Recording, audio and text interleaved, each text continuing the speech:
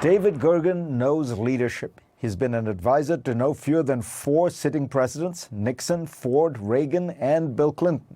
He is also the founding director of the Center for Public Leadership at the Harvard Kennedy School. Now he's written a book about all that he's learned over the years. It's called Hearts Touched with Fire: How Great Leaders Are Made. David Gergen, pleasure to have you on. Thank you. It's a pleasure to be here. You've written a book about leadership, so Yes. let's talk about the leader of the United States, Yes. Joe Biden. How do you think he's doing?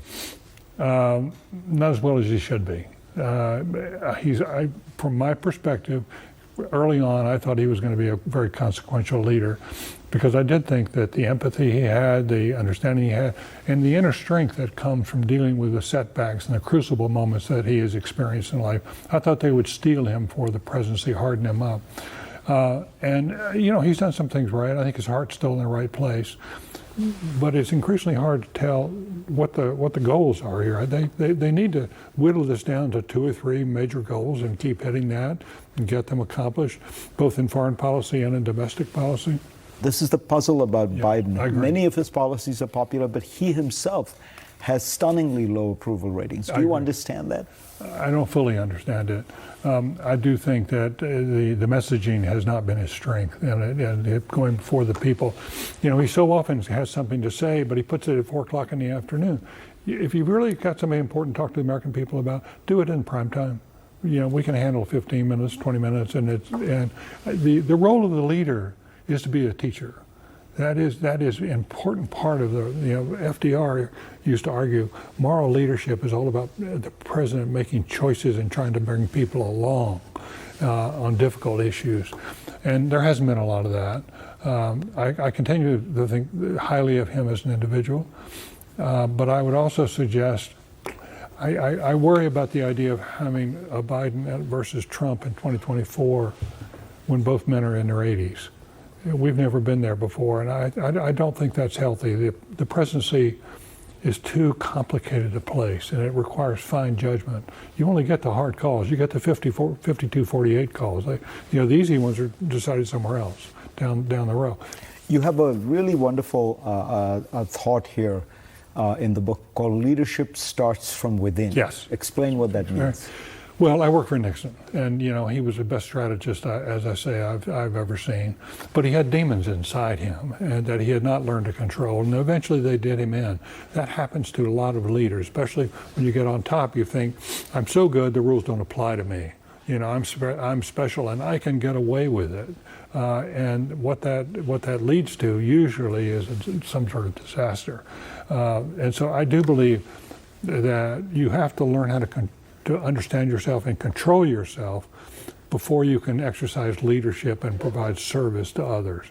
I think it's really, your journey starts with you. You've got to get yourself anchored. You have to know what your values are. You have to know where your true north is. And then in a complicated world, they can serve you well when you're being buffeted in 5 or 6 different directions.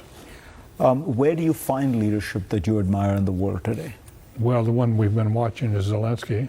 But you have to ask the question, where are America's Zelenskys? Where are our heroes? Where are the people we can point to and tell our kids, this is a good role model for you?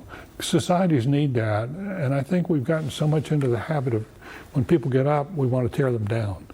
When Colin Powell was going to run for president, the first stories that popped out, where did he go wrong in Vietnam?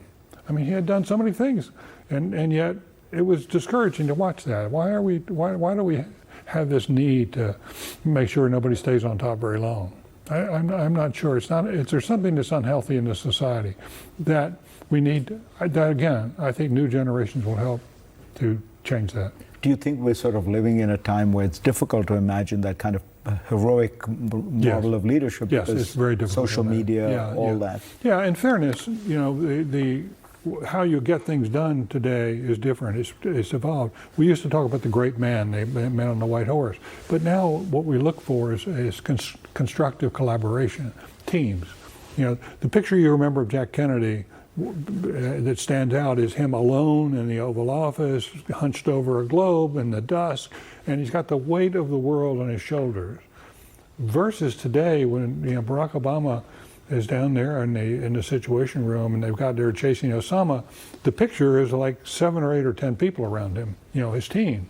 And increasingly, leadership comes through teams. Finally, you say maintain a celestial spark. Yes, that was George Washington. And he had a little copybook about, how to live a good life. And he took it very seriously, but the last item on it was to remember the celestial spark in your life. And that goes to the quote I used about hearts touched with fire. It comes from Oliver Wendell Holmes Jr., who was grievously wounded in the Civil War at least 3 times, left for dead on the battlefield. But he gave a speech 20 years later in which he talked about how important the Civil War had been for his generation. And he said, you have to live in the passions of your time. If you don't do that, you're less than a man. But he talked about in our generation, we were blessed. He's talking about people who went out and got killed on the battlefield.